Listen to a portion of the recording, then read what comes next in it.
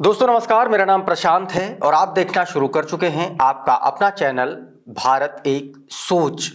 दोस्तों पिछले महीने सुप्रीम कोर्ट का एक फैसला आया था। 15 पॉइंट्स की 15 बिंदुओं की एक गाइडलाइन जारी की थी बुलडोजर को लेकर के। और ये बुलडोजर पर सुनवाई इसलिए हुई थी क्योंकि जहां जहां भाजपाई सरकारें हैं, जिन जिन राज्यों में भारतीय जनता पार्टी की सरकारें हैं, उन्होंने एक अपना एक ऐसा अघोषित मॉडल बना लिया है जिसमें वो अपनी बहुत वाहवाही समझते हैं। कोई भी घटना होती है, भारतीय जनता पार्टी की सरकारों का बुलडोजर घरों को जमींदोज कर देता है।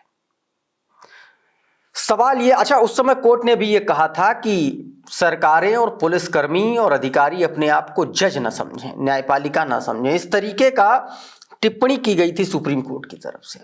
और मैं ये बात आपको इसलिए बता रहा हूं क्योंकि उत्तर प्रदेश में सुप्रीम कोर्ट के नियम नहीं चलते। उत्तर प्रदेश में सुप्रीम कोर्ट की गाइडलाइन नहीं चलती। उत्तर प्रदेश में सुप्रीम कोर्ट ने जो 15 पॉइंट की गाइडलाइन जारी की थी उसका जरा सा भी इंप्लीमेंटेशन नहीं हो रहा है। और ये बात मैं इसलिए कह रहा हूं कि एक परिवार है जिसमें 8 बहनें हैं, 2 भाई हैं, माता पिता हैं नहीं, पूरा परिवार बेसहारा है और एक चाय की दुकान के सहारे ये पूरा घर चल रहा था। और वो चाय की दुकान उसी घर में चल रही थी जिसे नगर पालिका के बुलडोजर ने ढहा दिया, ये कहते हुए कि ये घर नगर पालिका की जमीन पर बना हुआ है, बिना किसी नोटिस को दिए, बिना कोई नोटिस सर्व कराए। तो सवाल उठता है कि क्या इस तरीके का बुलडोजर, क्या इस तरीके का ये इसे सुप्रीम कोर्ट की अवमानना माना जाएगा? क्या इसे सुप्रीम कोर्ट के आदेश की अवमानना से कनेक्ट किया जाएगा? और अगर किया जाएगा तो ऐसे अधिकारियों पर एक्शन क्या होगा? सब कुछ बताऊंगा, लेकिन सबसे पहले आपको पूरी कहानी बता दूं और उसके बाद इस पूरे मसले पर समाजवादी पार्टी ने किस तरीके से हल्ला बोल शुरू कर दिया है भारतीय जनता पार्टी की उत्तर प्रदेश की सरकार के खिलाफ, ये भी बताऊंगा।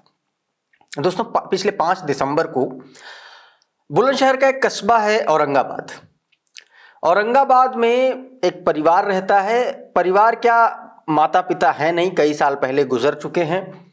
और बड़ी बहन इरम जो है वो एक दुकान चलाती है चाय की, और अपने घर में ही वो चाय की दुकान चलाती है। उसी चाय की दुकान से घर का भरण पोषण होता है। 5 दिसंबर को बुलडोजर आता है और बिना कोई नोटिस दिए उसके पूरे घर को धराशायी कर देता है। अब ये पूरा परिवार दिसंबर की सर्दी में खुले आसमान में रहने के लिए मजबूर है। ईओ से लेकर के एसडीएम डीएम तक के कार्यालय और उनके दफ्तरों के बाहर अपनी चप्पलें घिस रहा है। सुनवाई के नाम पर सब कुछ सिफर है, लेकिन सवाल यह है कि आखिर ये बुलडोजर चला क्यों? सवाल यह है कि जब सुप्रीम कोर्ट ने 15 पॉइंट्स की वो गाइडलाइन जारी की थी जिसके तहत ये कहा गया था कि अगर बुलडोजर एक्शन का ऑर्डर दिया जाता है तो इसके खिलाफ अपील करने के लिए लोगों को पर्याप्त समय दिया जाना चाहिए।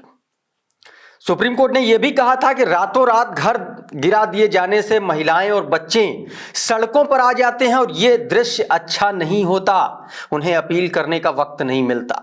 सुप्रीम कोर्ट ने यह भी कहा था कि हमारी गाइडलाइन अवैध अतिक्रमण जैसे सड़कों या नदी के किनारे किए गए अवैध निर्माण के लिए नहीं है।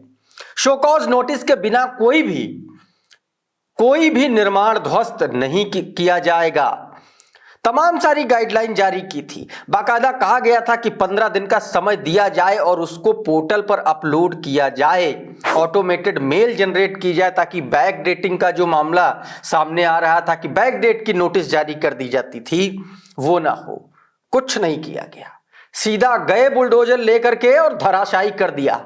जिले इलाही बन के ईओ साहब गए और 8-10 लोगों के परिवार को सड़क पर लापटका रातों रात। अब साथियों इस पूरे मामले को लेकर के सीधे तौर पर समाजवादी पार्टी ने हमला बोल दिया है भारतीय जनता पार्टी के खिलाफ। क्या कुछ हमला बोला है समाजवादी पार्टी ने, समाजवादी पार्टी की आईटी सेल ने? यह आपकी स्क्रीन पर है, एक बार देख लीजिए। समाजवादी पार्टी ने अपने एक्स हैंडल पर एक वीडियो और दैनिक भास्कर की जो कटिंग है वेबसाइट की, उसको स्नैपशॉट जारी करते हुए लिखा है कि बेसहारा बच्चियों का घर बिना किसी नोटिस के ही बुलडोजर से गिरा देना ही सीएम योगी के अत्याचारी राज की असल पहचान है और शर्म कोई नहीं है इस सरकार को, इसके मुखिया, इसके प्रशासन को। सर्द रातों में बेघर हुई ये बच्चियां किस महिला सशक्तिकरण की मिसाल हैं, ये भाजपा और सीएम योगी बताएं। आगे लिखते शर्म करें। भारतीय जनता पार्टी ने, आपको याद होगा कि नारी शक्ति वंदन विधेयक चर्चा हुई थी और वो बिल लेकर के आई थी, बिल पास हुआ था और बड़े बड़े आयोजन कराए गए थे। प्रधानमंत्री नरेंद्र मोदी के क्षेत्र में, उनके इलाके में महिलाओं ने सम्मान किया था, महिलाएं खुशी से झूम रही थीं। और एक ये तस्वीर है, 8 बहनें हैं, चाय की दुकान से घर चलता था और उत्तर प्रदेश के नारी शक्ति वंदन विधेयक वाले दौर में ये महिलाएं सड़क पर हैं।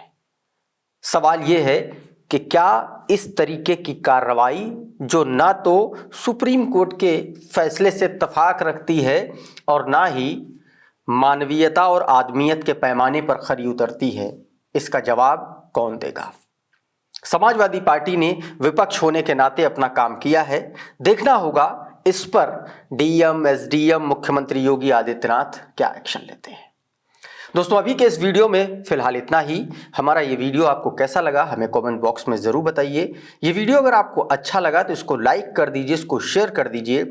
चैनल पर नए आए हैं तो चैनल को सब्सक्राइब कर लीजिए, बेल आइकन दबा दीजिए ताकि इस तरीके के तमाम वीडियोज़ आपको सबसे पहले मिल सके। साथियों, बहुत बहुत शुक्रिया, बहुत बहुत धन्यवाद। आप जुड़े रहिए आपके अपने चैनल भारत एक सोच के साथ। नमस्कार।